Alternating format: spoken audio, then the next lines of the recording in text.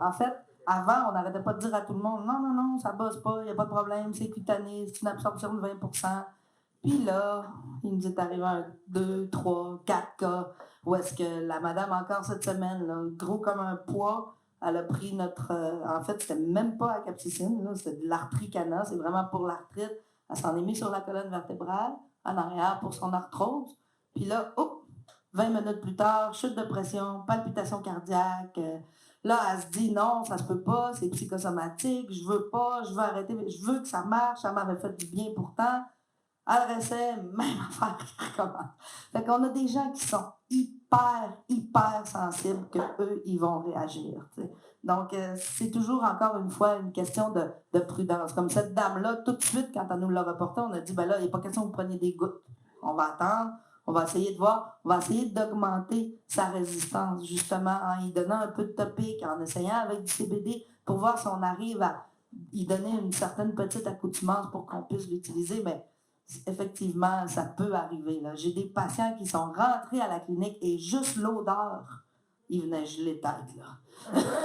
Juste qu'est-ce qu'il y a dans les airs. Là. Genre, t'es obligé de dire au cuisinier, arrête, ferme tout. On peut plus. Fait que c'est ça. On a une crème qui s'appelle la Jackie's Hot, qui est vraiment à base de poivre de Cayenne et de THC, vraiment puissante. Ça va être pour les grosses douleurs musculaires. Quelques lutteurs qui viennent comme patients à la clinique sont pétés de partout, puis ils l'utilisent, ils l'aiment vraiment beaucoup.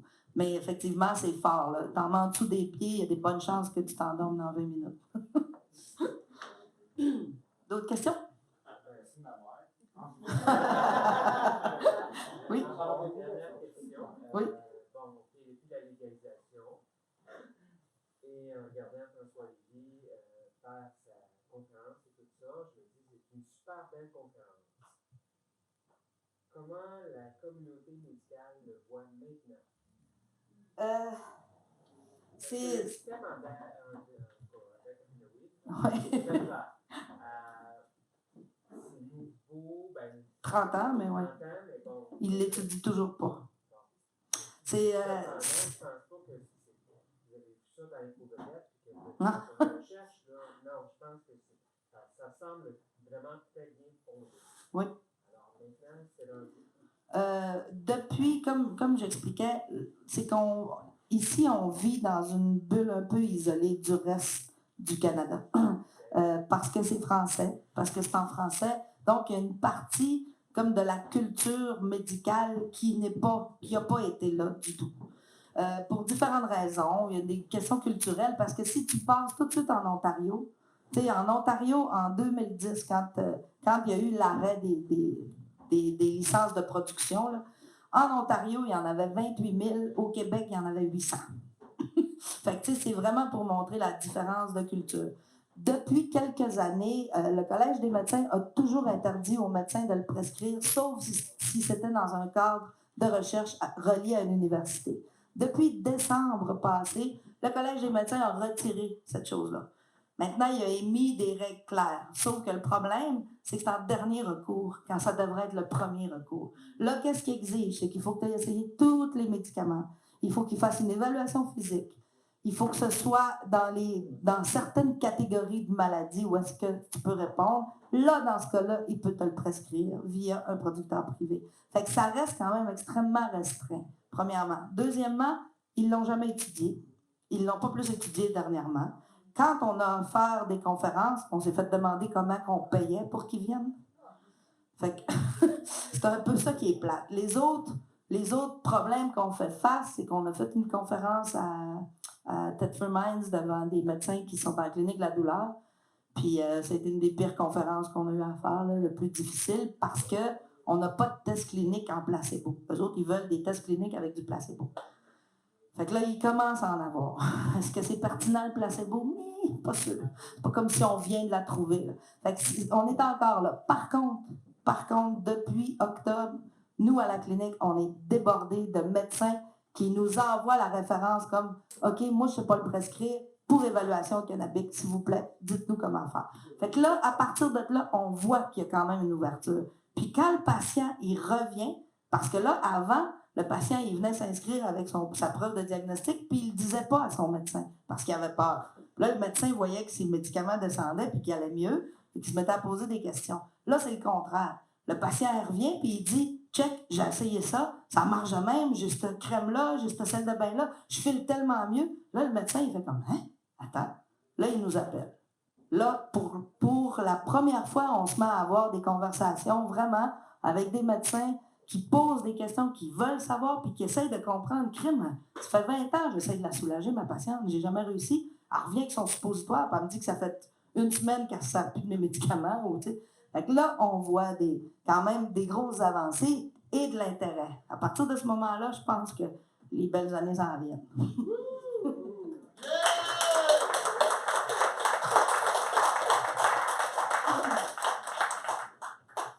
J'aimerais juste faire une précision sur une certaine réticence de la part des médecins à prescrire du cannabis.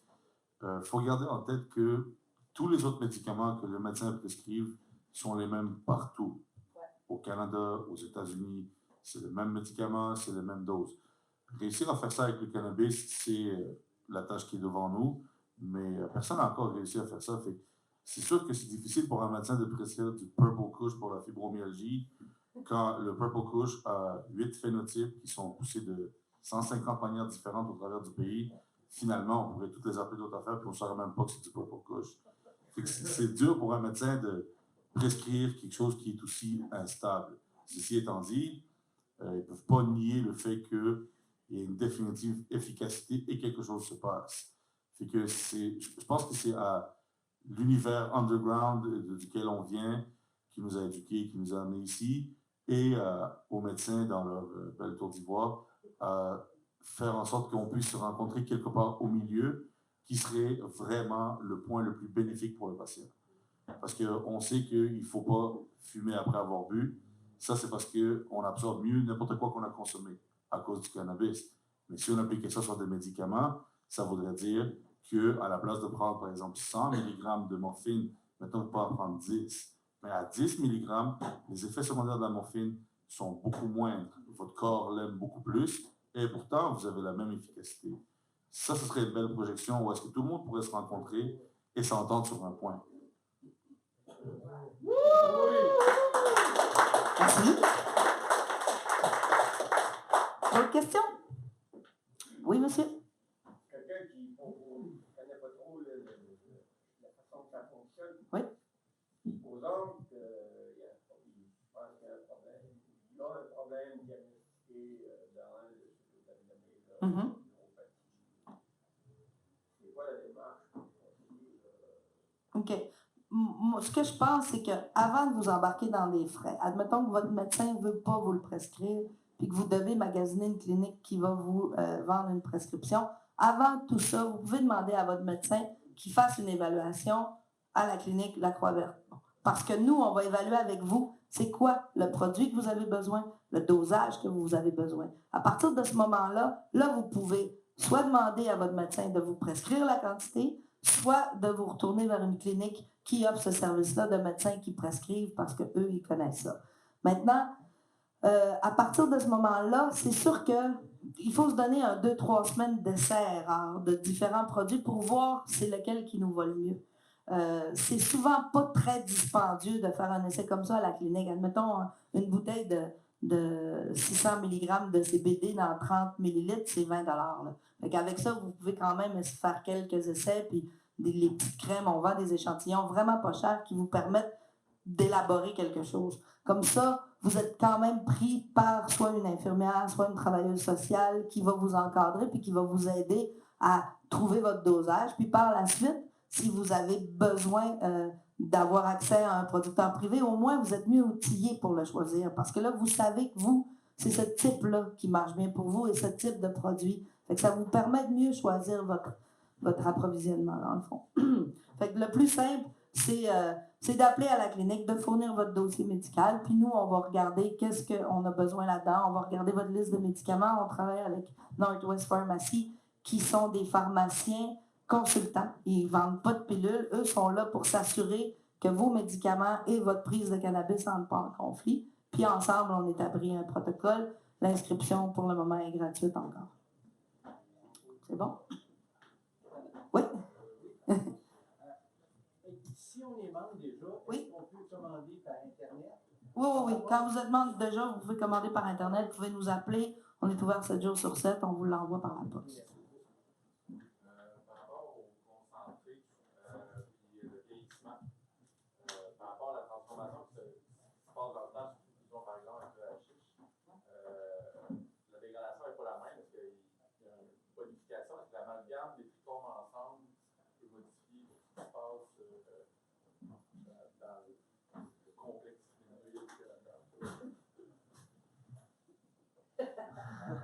Ben, c'est vrai que dans des pâtes de résine comme le hashish, ça se conserve vraiment très bien. C'est super stable dans le temps. C'est ça, c'est tellement dense et compact que, outre la couche vraiment de surface du produit, qui là peut-être est vraiment moins concentré, oxydé, puis finalement il y a moins de cannabinoïdes, mais au centre et partout dans la pâte, l'assemblage, c'est comme il est encore intact. J'ai l'impression, en fait, j'aurais tendance à dire que ça ne bouge pas. Dans le temps, même les terpènes, les cannabinoïdes mineurs, les cannabinoïdes principaux, tout reste figé comme ça, stable. Parce que c'est dans une pâte dense, il n'y a pas d'air, il n'y a pas d'humidité. C'est sûr que si c'est conservé dans des mauvaises conditions, là, juste à la table, super humide à 60% d'humidité, ça ne marchera pas. Là. Mais ouais, dans un endroit sec, là, pas trop chaud, pas trop froid, là, ça ne bouge pas. C'est ça, exactement. Que dans mettons, une huile qui a été diluée, ben là, c'est sûr qu'il y a transformation là, de certains cannabinoïdes ou même, je sais pas moi, dans un aliment fonctionnel quelconque, là, ou même une capsule, ou tout ça, la dégradation va être rapide. Mais c'est pour ça que le hash, c'est vraiment un procédé ancestral qui est super efficace. Ta plante est comme ça, elle a cet assemblage-là à ce moment-là, tu l'extrais, tu le figes dans le temps, tu le gardes dans une matrice qui est non périssable. C'est ça. Ce qu'il faut faire attention avec les produits comestibles, c'est que si vous avez un biscuit qui prend 3 heures à digérer, puis qui a 10 mg, puis que vous avez un jujube qui prend 20 minutes à digérer, puis qui a 10 mg, le jujube va être beaucoup moins fort que le biscuit. Parce que le biscuit, ça vous a pris 3 heures à le transformer, donc vous allez être beaucoup plus défoncé que le jujube. Le jujube va, parce qu'il y a de l'acide citrique dedans, puis de la gélatine, il embarque au bout de 20 minutes, une demi-heure, boum, on le sent, ça dure 2-3 heures. Si ça prend 3 heures à extraire, ça va durer un 5-6 heures et ça va être très fort. C'est pour ça que, encore une fois, notre sous-ministre Carman, quand il dit « Oh non, pas des jujubes, des muffins », ben des muffins, ça va être beaucoup plus fort. Fait que je ne vous conseille pas de commencer avec des muffins remplis de beurre qui vont prendre 2 heures à digérer. Allez-y mollo avec des petits jujubes, des petits bonbons, des bonbons qu'on garde en bouche puis qu'on enlève. Ça aussi, ça permet d'avoir une absorption gingivo-buccale qui s'en va direct dans le système sanguin, qui peut être un peu semblable à fumer, parce que ça ne durera pas une tonne de temps, puis ça ne sera pas trop métabolisé par le foie. Fait qu'un bonbon qu'on garde en bouche, une gomme, ça va être très léger. Puis comme ça, vous pouvez l'enlever puis le reprendre pour faire des tests, mais faites attention avec les biscuits, tout ce qui est très, très gras, ça, vous en avez. Puis, j'ai une petite nouvelle pour vous. Admettons que vous mangez un chocolat, tout va bien, 15 mg, on a du fun, tout est correct, on va se coucher, on se lève le lendemain matin, on a faim, on se fait une toast au beurre de peanut, boum, on est regelé. Puis ça, on l'a vu souvent, parce que le gras, le métal, il en restait un petit peu, puis là, whoop, pensez-vous, on revient un petit peu. Ce qu'on a trouvé de très efficace, puis là, je vous le dis, là, si on avait su ça avant, on aurait sauvé des parties. C'est le grain de poivre. Ça, admettons que quelqu'un est un peu sago, vient de faire le souper, il a pris du vin, puis là, il dit « Ah, on va fumer un petit joint. » Là, il fume un petit joint de hache, boum, chute de pression. Je me sens pas bien pantoute. L'alcool vient de monter trop fort, là. J'ai des maux de cœur, je tout croche. 2-3 grains de poivre croqués, et dans la minute, c'est fini. Vous revenez, le party peut continuer, vous ne passerez pas la nuit aux toilettes, tout va bien aller. Le grain de poivre est vraiment, vraiment efficace. Votre adolescent arrive trop gelé, steak au poivre.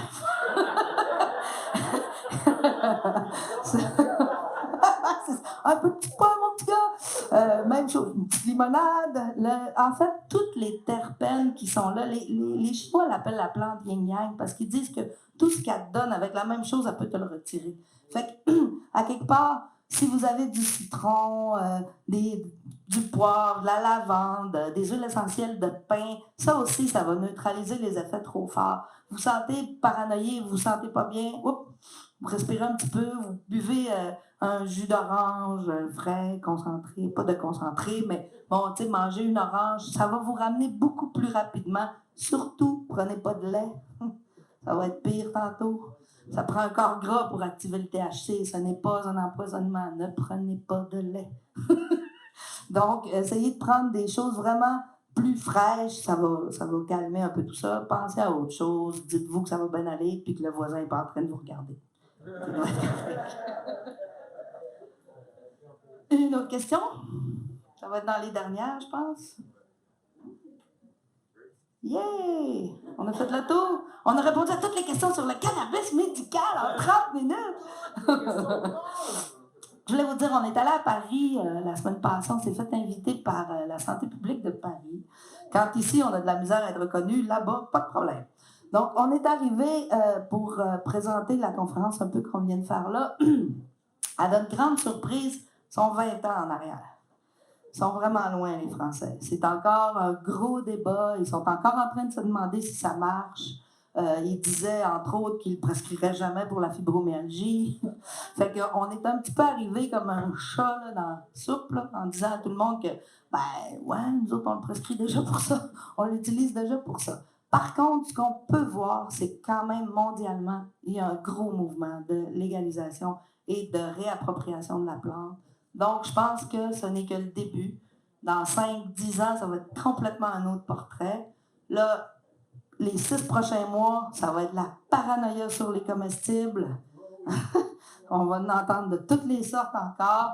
Puis après ça, là, l'année prochaine, on va passer à d'autres choses, puis on va pouvoir enfin légaliser le mushroom. Sur ce, bonne fin de festival. Merci beaucoup à Michael, à tout le monde. Merci d'avoir